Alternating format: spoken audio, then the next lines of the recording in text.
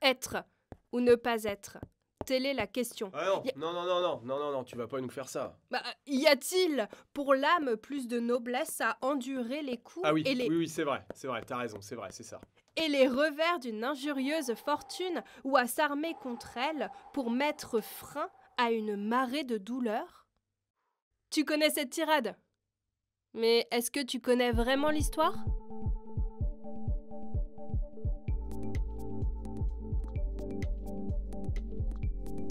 Hamlet, prince du Danemark, reproche à Gertrude sa mère son remariage avec Claudius, son oncle, 2 mois après la mort de son père. Le fantôme du père hante l'esprit d'Hamlet et le pousse à venger sa mort. Hamlet est amoureux d'Ophélie, ce qui n'est pas du goût de Laërte, le frère d'Ophélie. Pour venger son père, Hamlet simule la folie et prépare en secret une pièce de théâtre pour confondre Claudius. Ici, l'histoire commence, c'est le banquet du mariage. Tragédie. Meurtre. Vengeance. Folie. Théâtre dans le théâtre. Bienvenue au Globe.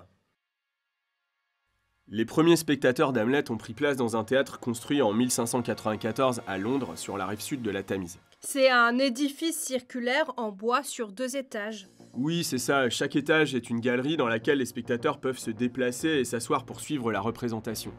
Des loges accueillent les nobles et puis des loges sont aussi prévues à l'arrière pour les artistes.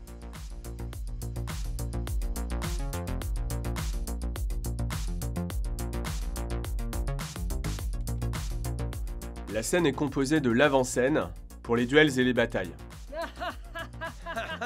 Attention!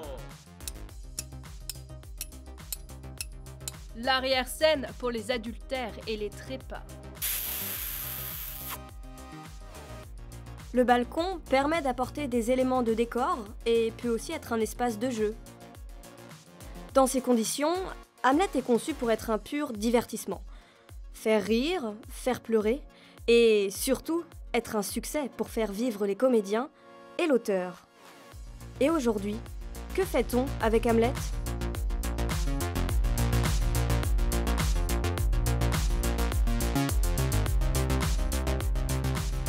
Tu vois, à l'époque de Shakespeare, le public le plus modeste restait debout au parterre quand les plus aisés des spectateurs disposaient des balcons. Les représentations étaient vraiment plus longues et c'était sans doute moins solennel qu'aujourd'hui, avec un rapport direct entre le plateau et le public. Bah ouais, manger, boire, parler, se déplacer, interpeller les comédiens, des situations envisageables dans les conditions du théâtre élisabétain.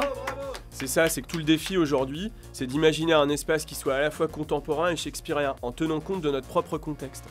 Un public assis et des conditions d'écoute différentes. Le public prend ainsi place dans un espace trifrontal, dans lequel l'espace du jeu et celui des spectateurs se confondent.